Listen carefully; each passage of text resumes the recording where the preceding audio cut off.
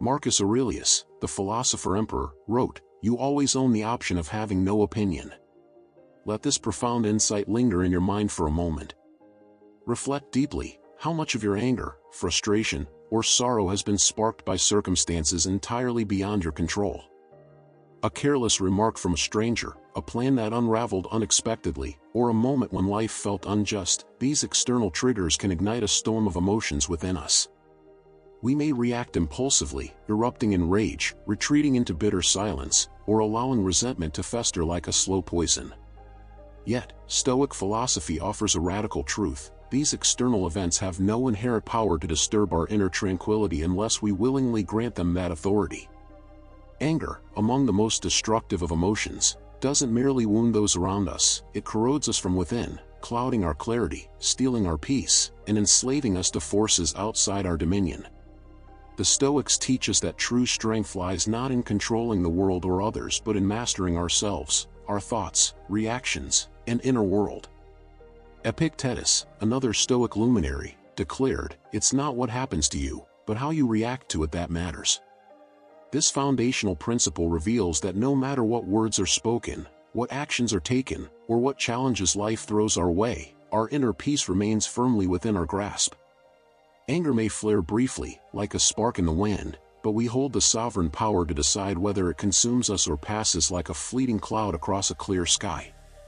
In this comprehensive guide, I present 8 transformative Stoic principles that have guided me and countless others to break free from the chains of anger and cultivate unshakable inner peace. These are not mere tips or quick fixes, they are a profound roadmap to a life of clarity, resilience, and emotional freedom. This journey requires discipline and practice, but the rewards, a life unburdened by reactive emotions, are immeasurable. Stay with me through each principle as they build upon one another, forming a cohesive path to serenity. If these ideas resonate with you, share this affirmation in the comments: "My peace is stronger than any anger."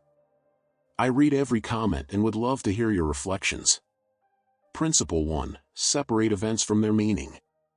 Seneca, a Stoic sage, observed, "We are more often frightened than hurt, and we suffer more in imagination than in reality." This insight cuts to the heart of anger's origin. It rarely stems from the event itself but from the narrative we construct around it. Consider a moment when someone cuts you off in traffic. Your mind instantly weaves a story: "They disrespected me. They're reckless and selfish, endangering my life." This internal narrative transforms a neutral incident into a personal affront, fueling a disproportionate emotional response. But what if you rewrote that story? Perhaps the driver is racing to a hospital for a loved one, or maybe they simply didn't notice you in their haste. Even if their action was careless, why should their mistake have the power to rob you of your serenity? The Stoics assert that no event is inherently good or bad, our judgments alone assign it meaning, and those judgments are within our control.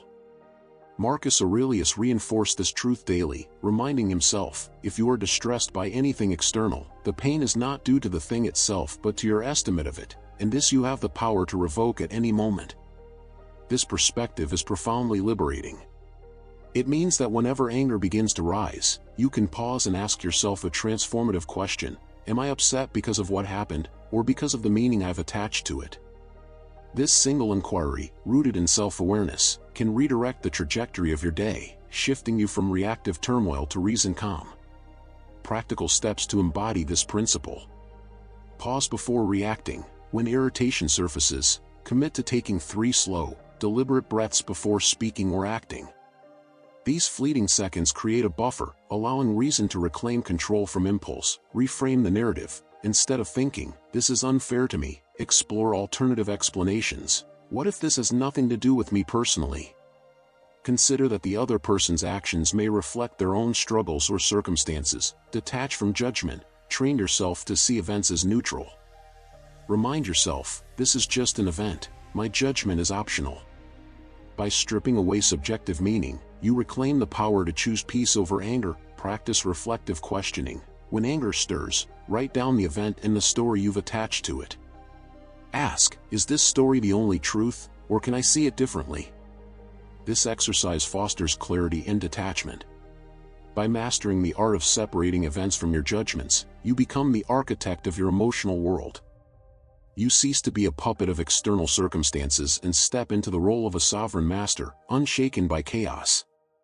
Anger doesn't punish the person who wronged you, it punishes you, stealing your calm, clarity, and joy.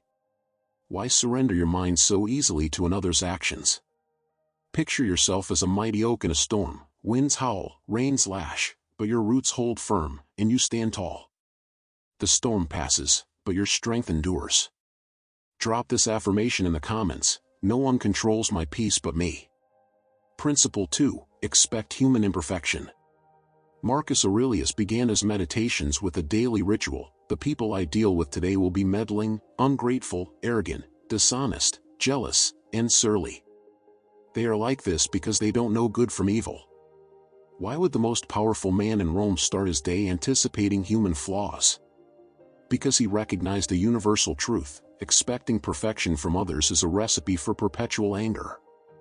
Humans are fallible, they lie, betray, act selfishly, carelessly, or even cruelly. It's not a flaw unique to some, it's woven into the fabric of human nature, shaped by ignorance and limitation. If you navigate life assuming everyone will act with wisdom and kindness, every misstep will feel like a personal betrayal. But if you anticipate imperfection, you're no longer blindsided by it. Instead of reacting with rage, you respond with understanding, preserving your inner calm. When a child spills their drink, you don't scream in shock, you expect mistakes, guide them gently, and remain composed. Yet with adults, we often forget this wisdom, assuming they should know better. When they don't, we burn with anger. Stoicism flips this dynamic: expect flaws, and they lose their power to unsettle you. Seneca advised, how much better to heal than to seek revenge from injury. Vengeance wastes time and puts you in the same category as those who wrong you. When someone reveals their ignorance or malice, your task is not to descend into their chaos but to remain whole, grounded in your own integrity. Practical steps to integrate this principle. Morning preparation. Begin each day by mentally preparing: today, I will encounter people who are rude, selfish, or unfair. But their actions cannot rob me of my peace. This primes your mind to meet human weakness with resilience. See ignorance, not evil. When faced with an insult, recall Marcus Aurelius's words: they are like this because they don't know good from evil. Their actions stem from a lack of wisdom, not a deliberate attack on you. This perspective diffuses anger and fosters compassion. Lower the burden of expectations. Accept that no one is immune to failure. A broken promise, a harsh word, or a thoughtless act is not a personal assault, it's a reminder of shared human fallibility. Cultivate compassionate strength. Instead of reacting with anger, respond with understanding. This doesn't mean excusing harmful behavior. You can correct, set boundaries, or walk away, but do so without letting rage poison your soul. Picture yourself in a crowded marketplace. People jostle you, cut in line, or speak loudly. Would you rage at each one, or accept that this is the nature of crowds? Life is no different. By expecting imperfection, you free yourself from the trap of constant upset. Peace doesn't come from changing others but from adjusting your expectations. You cannot control human nature, but you can control how you prepare for it, and preparation is everything. The next time someone acts selfishly, instead of boiling with rage, remind yourself, I saw this coming. I expected this. Their flaw is not my storm. People will remain flawed until the end of your days. Waiting for a world free of irritation is a path to misery. But by embracing human imperfection, you cease to be surprised, and thus remain calm. This doesn't weaken you, it makes you unshakable. Strength is not measured by how loudly you protest or wrong but by how calmly you endure without breaking. Marcus Aurelius knew that expecting flaws freed him from anger's grip. You can do the same. Drop this affirmation: I expect flaws, but I choose peace. Principle 3. Master your inner dialogue. Epictetus taught, men are disturbed not by things but by the views which they take of them. This profound Stoic truth reveals that the voice in your head, the one that narrates, judges, and interprets, holds the key to whether you burn with anger or rest in peace. It's not the insult itself that wounds you but the way you replay it, amplifying it with thoughts like, how dare they? This is unfair. This always happens to me. The Stoics understood that our suffering arises not from reality but from the stories we tell ourselves about it. To break free from anger, you must discipline this inner dialogue, transforming it from a saboteur into a wise and steady guide. Consider this: if a stranger insults you in a language you don't understand, you remain unbothered because the words never enter your mental narrative. But if the insult is in your language, your mind seizes it, repeats it, and turns it into a weapon against yourself. It's not the words, it's your mind's attachment to them. Seneca warned, "We suffer more often in imagination than in reality." By mastering your inner voice, you gain the power to face any challenge without losing your calm. Practical methods to train your inner dialogue.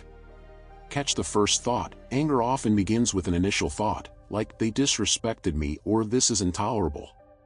Catch it immediately, before it spirals into a full-blown story. Remind yourself, "This is my judgment, not the truth." Interrupting the thought early prevents it from consuming you. Replace negative scripts. If your inner voice dwells on, "I can't believe they did this to me," it deepens your anger. Replace it with a Stoic truth: "They act according to their nature, not mine," or "My strength lies in how I respond." This rewrites the script, breaking the cycle of rage. Speak as a wise guide. Many allow their inner dialogue to tear them down with harshness or exaggeration. Instead, speak to yourself as a sage mentor would: "Will this anger serve me, or is it better to let it go?" Guide your mind with kindness and reason, not punishment. Journal for clarity. Like Marcus Aurelius, who wrote his meditations to discipline his mind, use journaling to reflect on anger. When it lingers, write down the event and ask, "What judgment did I add that made this worse?" Then reframe it with a calmer truth. Daily reflection exercise. Each evening, review your day. Ask, "Where did my inner dialogue betray me today? Did I amplify events with unnecessary stories?" Practice speaking differently to yourself the next day. Your mind is a theater, and you are its director. If you allow angry scripts to run unchecked, they'll dominate the stage. But by rewriting them with reason and calm, you create a narrative of peace. The next time anger stirs, step back and ask, "What exactly am I saying to myself right now?" You'll see it's not the event, the person, or the world, it's your inner dialogue fueling the fire. The moment you recognize this, the flames begin to subside. By taking charge of your inner voice, you take charge of your peace. As Epictetus said, "You may fetter my leg, but not even Zeus himself has the power to break my freedom of choice." Your freedom begins with the voice you choose to heed within. Make it a Stoic voice, not an angry one. Drop this affirmation: "I master the voice in my head, and it speaks with calm." Principle 4. Harness the power of the pause. Viktor Frankl, though not a Stoic, echoed their wisdom: "Between stimulus and response, there is a space. In that space is our power to choose our response. In our response lies our growth and our freedom." This single idea holds the key to breaking anger's hold, for anger thrives on immediacy. An insult lands, and you snap back. An inconvenience arises, and you explode. A betrayal surfaces, and you rush into rage. But by creating even the smallest pause between the trigger and your reaction, you rob anger of its momentum. Marcus Aurelius reminded himself daily, "You have power over your mind, not outside events." Realize this, and you will find strength. This power is born the moment you choose not to react instantly, allowing reason to step in. Imagine a colleague criticizes you publicly. Your instinct is to defend, attack, or withdraw. But if you pause for just 3 breaths, reminding yourself, "Their words cannot harm me unless I let them in," you rise above the moment rather than sinking into its chaos. Or picture yourself stuck in traffic, already late. The car ahead creeps along, and frustration bubbles. Instead of honking or cursing, pause, inhale deeply, and say, "This is beyond my control, but my peace is not." The pause is not weakness, it's mastery, proving you are not a slave to impulses but the commander of your inner world. Practical ways to build the pause. Train your breath. Make it a habit to take 3 slow breaths when anger rises. Your breath becomes an anchor, grounding you in reason. Use mental cues. Adopt a short phrase for heated moments, like, "This is just noise," or "I won't surrender my peace." These reminders create a buffer between trigger and action, delay responses. If possible, wait before replying to a provocative message, email, or confrontation. An hour or even a day can cool the fire of anger. Practice in small moments. Don't wait for major conflicts to hone this skill. Pause during minor irritations, spilled coffee, a loud neighbor, or a changed plan. To build strength for bigger storms, visualize the pause. Picture a calm lake between the stimulus and your response. This mental image reinforces the space where your power lies. Seneca wrote, "The greatest remedy for anger is delay." Why?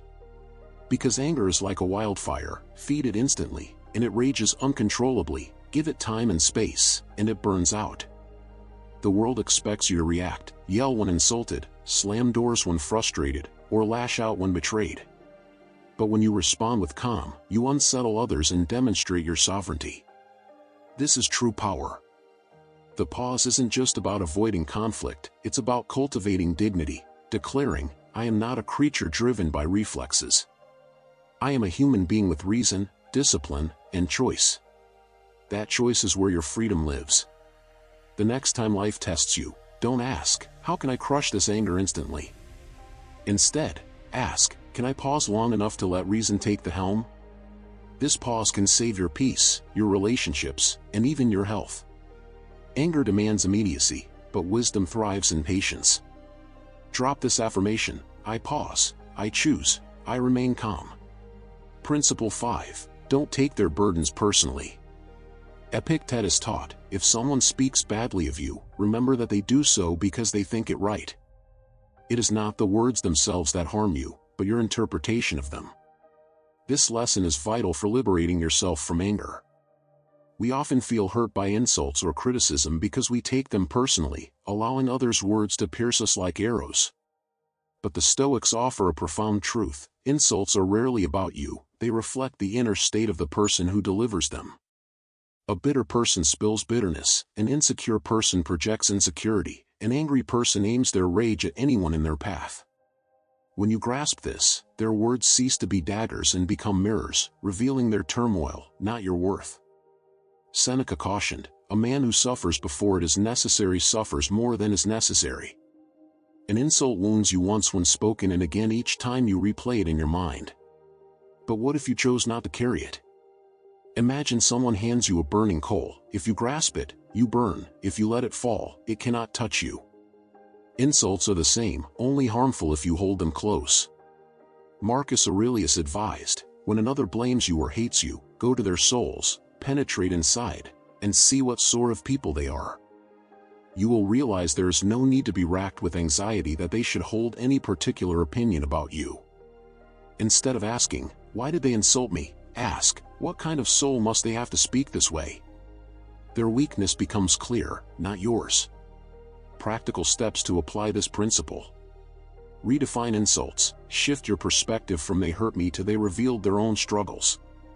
Their words expose their bitterness or lack of control, not your identity. Practice indifference. Marcus Aurelius urged, "Choose not to be harmed, and you won't feel harmed." Let insults pass through you like wine through a tree, leaving no trace. Detach your worth from opinions. Your value is like a diamond, unchanging, regardless of what others say. Their words are fleeting noise, not a measure of your essence. Respond with silence. Silence is a powerful response. It shows you're above the storm, unsettling the insulter while preserving your dignity. Reflect on their perspective. When insulted, consider, what pain or insecurity drives their words? This fosters empathy and detaches you from the sting. Words sting, no doubt. When someone mocks, lies, or tries to humiliate you, the instinct is to fight back. But their words say more about their character than yours. Carrying their poison lets them win twice, first by speaking, then by stealing your calm.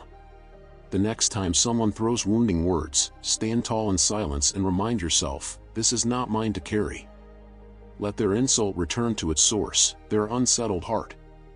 By refusing to take their burdens personally, you become untouchable. Others may shout or criticize, but their words cannot chain you unless you consent to the chains. The wise don't waste energy fighting shadows, they walk forward, serene and unshaken. Drop this affirmation: their words are not mine to carry. Principle 6. Release anger swiftly. Seneca warned, anger, if not restrained, is frequently more hurtful to us than the injury that provokes it. Most people don't just feel anger, they cling to it, replaying the offense, nursing grudges, and letting bitterness take root. The Stoics saw this as self-inflicted torture, choosing to relive a single event 1,000 times in the mind. To free yourself from anger's grip, you must master the art of letting go, not tomorrow, not next week, but swiftly, before it poisons your peace. Think of anger as holding a burning coal, believing it harms the person who wronged you. In truth, it only scorches you. Marcus Aurelius advised, the best revenge is not to be like your enemy. Clinging to anger mirrors the chaos of those who hurt you. Letting go elevates you above their turmoil, reclaiming your dignity. The quicker you release it, the lighter your soul becomes. Practical steps to let go swiftly. Name the burden. Admit, I am carrying this anger. Honesty with yourself is the first step to freedom. Often, we mask anger as righteousness, but naming it loosens its grip. Refuse the second wound. The first wound comes from the event, the second, from clinging to it. Ask, why should I keep suffering for something already done? Reject this self-inflicted pain, channel energy into action. If the situation can be fixed, act. If not, accept it and move forward. Anger is wasted energy. Redirect it into purposeful steps. Visualize release. Picture anger as a heavy stone in your hand. See yourself opening your palm and letting it fall. This mental image helps your heart release what it grips too tightly. Practice forgiveness. For yourself, letting go doesn't mean excusing harm, it means freeing yourself from its weight. Forgive not for them, but for your own peace. Seneca noted, anger, if not dismissed, is like poison. The longer it lingers, the more it spreads, clouding your thoughts, poisoning relationships, and stealing your peace. Letting go quickly is not weakness, it's wisdom. Imagine an argument where harsh words were exchanged. That night, the other person sleeps soundly, but you're awake, replaying every moment. Who suffers more? Not them, you. Holding anger is choosing to suffer for another's actions. But if you say, it happened, it's over, I won't relive it, the burden lifts. You breathe freely, regain clarity, and return to the present, where peace resides. Marcus Aurelius wrote, you could leave life right now. Let that determine what you do, say, and think. If this were your final day, would you spend it replaying an insult or releasing it to live with calm? Letting go swiftly is freedom, ensuring others wound you once but never again through your own mind. The next time anger rises, ask, do I want to hold this burning coal, or will I drop it now? Drop this affirmation, I release anger swiftly and reclaim my peace. Principle 7. Transform obstacles into teachers. Marcus Aurelius wrote, the impediment to action advances action. What stands in the way becomes the way. This is among the most powerful Stoic truths. Obstacles are not enemies but teachers, guiding you toward growth. Every insult, frustration, or setback is an opportunity to practice virtues like patience, resilience, or acceptance. When you view difficulties as personal attacks, anger takes hold. But when you see them as lessons, they lose their power to disturb you. Seneca taught, difficulties strengthen the mind as labor does the body. Just as muscles grow through resistance, your character strengthens through challenges. Without disrespect, how would you hone patience? Without opposition, how would you build resilience? Without disappointment, how would you learn acceptance? Anger arises when life deviates from your desires, but by asking, what can this teach me, you transform pain into practice, obstacles into training. Practical mental shifts. Ask the training question, when anger stirs, don't ask, why me? Instead, ask, what skill is life training me in, patience, detachment, or resilience? This reframes frustration as purposeful practice. Flip the value of setbacks. Instead of thinking, this ruins everything, say, this is my training ground. Treat each difficulty as a weight in life's gym, essential for growth. Honor the lesson, not the hurt. Focus on the wisdom a challenge offers, not the pain it brings. An insult may sting, but it teaches endurance. A delay may frustrate, but it builds patience. Reflect on past lessons, Recall a past challenge and identify what it taught you. This reinforces the habit of seeing obstacles as opportunities. Imagine someone betrays your trust. You could drown in rage, fixating on their betrayal. Or you could step back and ask, what does this teach me about trust, human nature, or resilience? The lesson becomes a shield, protecting you from anger's consuming fire. Or picture losing a hard-earned opportunity. Instead of bitterness, say, this loss is training me in acceptance, preparing me for something greater. Obstacles don't break you, they build you. Marcus Aurelius lived this daily, facing betrayal, war, and criticism as emperor. Yet, he wrote, the obstacle on the path becomes the path. Each hardship strengthened his soul. When you see setbacks as teachers, you stop being surprised by them. Anger gives way to readiness, bitterness to wisdom. Life will always bring challenges, people will disappoint, plans will shift, but you can meet them with curiosity and strength. The next time anger boils, ask, what lesson is hidden here? Remind yourself, the obstacle is not my enemy, it is my teacher. This shift transforms not just your anger but your entire relationship with life. Nothing is wasted, every trial is training, every insult instruction, every setback strength in disguise. Drop this affirmation, every obstacle is my teacher, not my enemy. Principle 8, anchor yourself in the present. Seneca observed, we suffer more often in imagination than in reality. Much of our anger stems not from the present moment but from ruminating on the past, what someone did, or fearing the future, what might happen. Someone wronged you yesterday, and today you replay it endlessly, you dread a future betrayal, and your mind spirals into stress. The event itself may be minor, but you live it repeatedly in your mind. The Stoics teach that your power lies solely in the present. You cannot change the past or control the future, but you can choose your thoughts, attention, and actions right now. Anchoring yourself in the present is like dropping a heavy anchor in a stormy sea, stabilizing you amidst emotional waves. Marcus Aurelius advised, confine yourself to the present. By focusing on what's before you, you refuse to fuel anger with imagined wrongs or worries. The present is neutral, it doesn't insult, betray, or frustrate.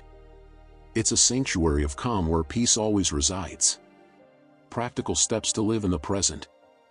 Notice wandering thoughts. Anger often arises when your mind drifts to past hurts or future fears. Catch yourself, I'm replaying yesterday or I'm imagining the worst for tomorrow. Awareness pulls you back to now. Engage your senses, focus on what you see, hear, or feel in this moment, your breath, the ground beneath you, the sounds around you. The present is a neutral space, free of emotional weight, act in the now. Ask, what can I do right now to preserve my peace or improve my situation?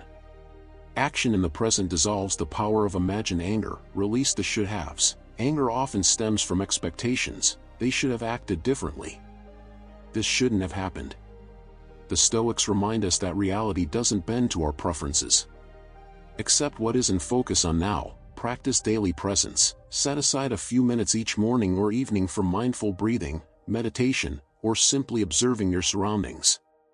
This trains your mind to return to the present instead of dwelling in the past or future. When you anchor yourself in the present, minor annoyances and imagined slights lose their weight. A rude comment is just words, a mistake is just a fact. Epictetus said, don't demand that things happen as you wish, but wish that they happen as they do, and you will go on well. Living in the present is exactly that, accepting reality, refusing to let imagined scenarios steal your peace, and responding with calm. Anger thrives in the shadows of what was or what could be, peace flourishes in the light of what is. When you live fully present, you are untouchable. The world may throw insults or delays, but your calm remains intact. The next time anger rises, ask, am I upset by reality or by a memory or imagination? Focus on what's real, what's now, and watch your anger dissolve. Drop this affirmation, I live in the present, and peace is my anchor. The path to unshakable serenity. Through this profound journey, we've uncovered the Stoic path to freedom from anger and upset. From separating events from judgments to expecting human flaws, mastering your inner dialogue, pausing before reacting, refusing to take things personally, letting go swiftly, turning obstacles into teachers, and anchoring in the present, you now hold a timeless, practical toolkit to reclaim your peace. The Stoics teach a simple yet transformative truth: the world cannot harm you unless you grant it permission. Every challenge is neutral until your mind interprets it. By owning your perceptions, expectations, and responses, you step out of the storm of emotion and into the calm of reason. Anger is a thief, robbing you of clarity, joy, and wisdom. But with these Stoic practices, you become untouchable. You respond with dignity, learn from setbacks, release anger quickly, and live fully in the now. True freedom isn't the absence of challenges, it's the mastery of your inner world. Life will always bring tests, but no storm can destroy a mind rooted in discipline, reason, and calm. Start today.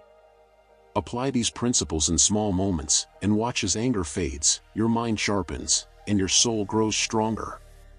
Drop this final affirmation in the comments: I am untouchable, calm, and at peace. If this resonates, like, comment, share, and subscribe to spread these timeless lessons.